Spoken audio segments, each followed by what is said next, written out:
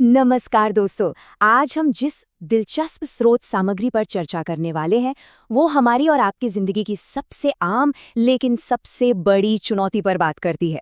वो क्या है? समय की बर्बादी। जरा सोचिए, कुदरत ने हम सबको दिन के वही 24 घंटे दिए हैं, है ना? चाहे कोई बहुत अमीर हो या बिल्कुल गरीब। लेकिन इन 24 घंटों का हम करते क्या है, यही हमारी पूरी जिंदगी की दिशा तय करता है। तो चलिए बिना किसी देरी के इस कमाल के सफर की शुरुआत करते हैं। अब देखिए, आज के दौर में हमारी सुबह की शुरुआत कैसे होती है। एक बहुत ही जाने पहचाने जाल से। सुबह सुबह आंख खुलती नहीं है कि सबसे पहले हाथ फोन पर जाता है। सही कहा ना? बस कोई रील देखी, कोई वीडियो चालू कर दिया और देखते ही देखते दिन की सबसे फ्रेश, सबसे कीमती सुबह उस डिजिटल दुनिया के शोर में कहीं गायब हो जाती है।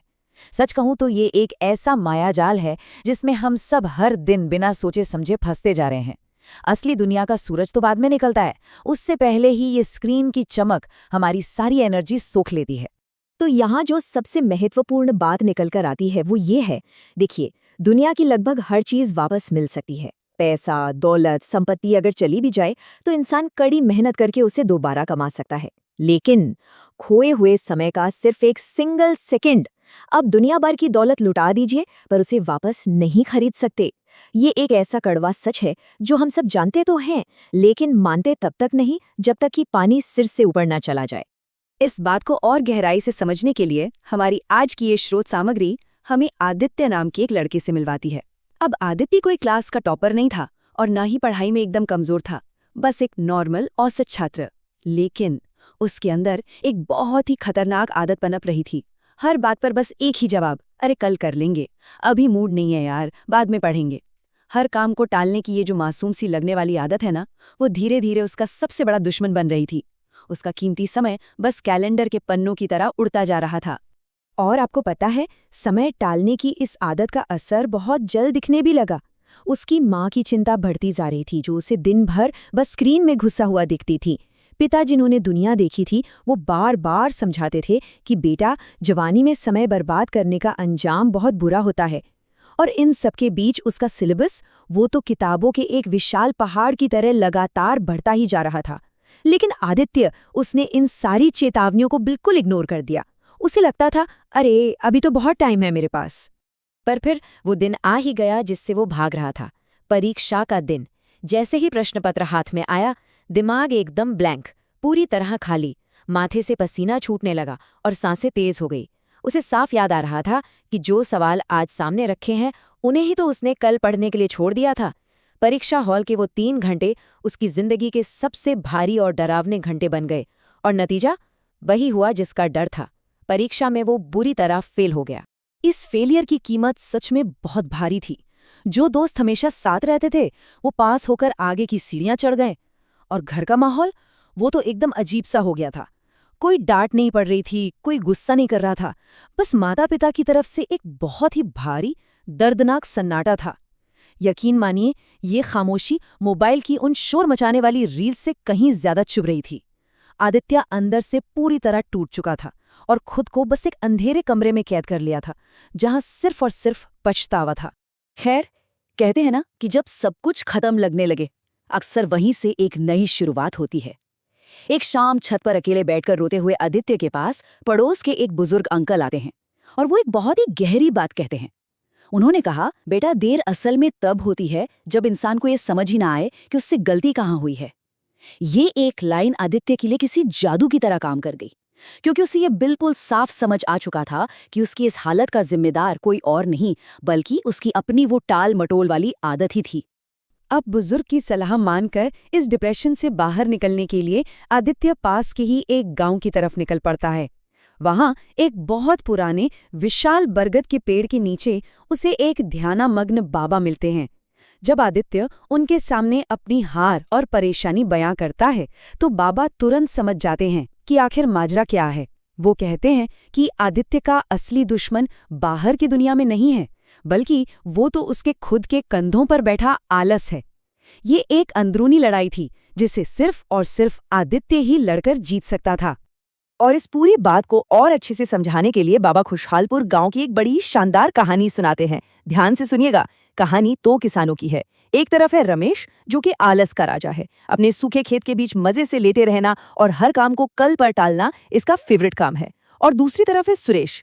सुरेश सूरज उगने से पहले उठता है, अपना फावड़ा उठाता है और जी तोड़ मेहनत करता है। इसी का नतीजा है कि उसके खेत हमेशा हरे भरे लहलाते रहते हैं। असल में ये सिर्फ 2 किसानों की कहानी नहीं है, ये हमारे ही दिमाग की 2 अलग-अलग मानसिकताएं हैं। अब इस कहानी में एक बड़ा ही दिलचस्प मोड़ आता है। एक बूढ़े साधु उस आलसी रमेश के पास पहुंचते हैं और उसके हाथ में समय के 3 बीज रख देते हैं। अब ये कोई नॉर्मल बीज नहीं थे, ये एकदम सुनहरे चमकते हुए जादुई बीज थे। साधु ने रमेश को सख्त हिदायत दी कि देखो, समय का पहिया कभी रुकता नहीं है, इसलिए इन जादुई बीजों का इस्तेमाल बहुत ही सोच समझ कर करना। रमेश तो भाई खुशी से पागल हो गया। उसे लगा कि चलो अब तो मुझे कभी मेहनत ही नहीं करनी पड़ेगी। चलिए अब समझते हैं कि इन बीजों का आखिर फंडा क्या था। बात करते हैं पहले बीज की। साधु ने कहा कि अगर इस बीज को आज के आज बोया गया तो ये तुरंत उगेगा और 2 गुनी फसल देगा। इसका सीधा सा मतलब ये है कि जब हमारे सामने कोई मौका आता है और हम बिना कोई देरी किए उस पर आज ही एक्शन लेते हैं तो हमारे काम का रिजल्ट कई गुना बढ़ जाता है, बिल्कुल किसी कंपाउंड इंटरेस्ट या चक्रवृद्धि ब्याज की तरह। उस वक्त सफलता के चांस एकदम टॉप पर होते हैं। अब आते हैं दूसरे बीज पर। इसके लिए साधु ने कहा कि अगर इसे तुमने कल बोया तो ये अपनी वो सुनहरी चमक पूरी तरह खो देगा।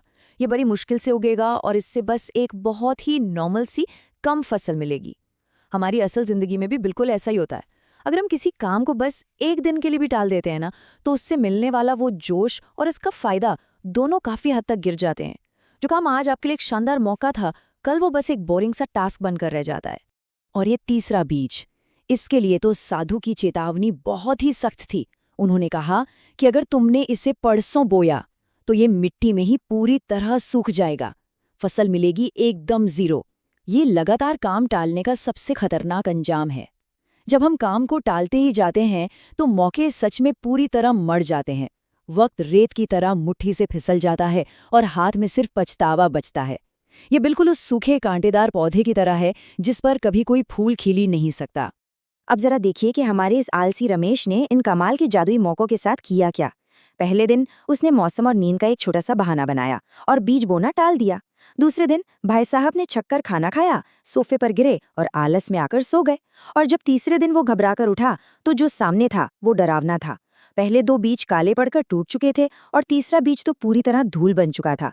जरा सोचिए, उसके मामूली से आलस ने इतने जादुई मौकों को पूरी तरह खत्म कर दिया। अब जब रमेश अपने उसी बंजर खेत में बैठकर फूट फूट कर रो रहा था, तब सुरेश ने आकर उसे जिंदगी की एक बहुत ही पावरफुल सच्चाई बताई। सुरेश ने कहा, साधु ने तुम्हें 3 बीज नहीं दिए थे दोस्त, उन्होंने तुम्हें जिंदगी के 3 मौके दिए थे। परसों तो कभी आता ही नहीं, हर नया दिन जब भी आता है वो आज बनकर ही आता है। वो बीज असल में हमारे वक्त और हमारी एनर्जी के वो कीमती पल थे जो अगर एक बार हाथ से निकल गए तो किसी भी कीमत पर लौट कर नहीं आते। ये सिर्फ एक कहानी नहीं, बल्कि हम सबके लिए एक बहुत बड़ा लेसन है। ये कहानी सुनकर आदित्य के सीने से मानो एक बहुत भारी पत्थर हट गया। उसकी आंखें पूरी तरह खुल चुकी थी। बाबा ने उसे चलते चलते एक आखिरी बात समझाई कि देखो, सिर्फ अपनी गलती समझ लेना काफी नहीं है। गलती समझने के बाद भी अगर तुम खुद को नहीं बदलते तो असल हार वही है। बस उसी पल आदित्य ने अपने उस आलस की जंजीरों को हमेशा के लिए तोड़ने का फैसला कर लिया। उसने खुद से ये पक्का वादा किया कि अब वो बहानों के सहारे बिल्कुल नहीं जिएगा। जो भी करना है आज और अभी करना है। और आपको बता दूं, आदित्य का ये फैसला सिर्फ ख्यालों तक सीमित नहीं रहा, उसने तुरंत एक्शन लिया। अगले ही दिन सूरज निकलने से पहले उसने एक बहुत ही सख्त रूटीन बनाया। पढ़ाई के वक्त 100% फोकस, परिवार के साथ फिर से क्वालिटी टाइम बिताना, मन की शांति के लिए मेडिटेशन और सबसे जरूरी बात, अपने मोबाइल का टाइम एकदम सख्ती से फिक्स कर दिया। अब वो फोन उसका मालिक नहीं था, बल्कि सिर्फ जरूरत का एक टूल बनकर रह गया था। और क्या आप अंदाजा लगा सकते हैं कि इस कड़े अनुशासन का रिजल्ट क्या हुआ? ठीक 1 साल बाद वही आदित्य जिसे सब फेलियर समझने लगे थे, उसने पूरे स्कूल में फर्स्ट रैंक लाकर सबको चौंका दिया। First place. अब ये कोई चमत्कार, जादू या किस्मत का खेल नहीं था। ये सिर्फ और सिर्फ डिसिप्लिन, टाइम की वैल्यू और हर काम को आज में पूरा करने का सीधा नतीजा था। ये साफ साबित करता है कि अगर आप लगातार अनुशासन में रहें तो आप किसी भी टैलेंट को पीछे छोड़ सकते हैं। तो इस पूरी चर्चा के बाद एक बहुत ही गहरा सवाल हम सबके सामने आकर खड़ा हो जाता है। हम सबके पास बड़े बड़े सपने हैं, शानदार आइडियाज़ हैं और अनगिनत मौके हैं, लेकिन असली सवाल ये है कि हमारे हाथ में मौजूद इस आज के बीज के साथ हम क्या करने वाले हैं। क्या इसे आलस की बंजर ज़मीन पर सूखने के लिए छोड़ दिया जाएगा या फिर इसे मेहनत की मिट्टी में बोया जाएगा? इस पर ज़रूर विचार कीजिएगा, क्योंकि जो मौका आज हमारे पास है वो कल कभी नहीं होगा।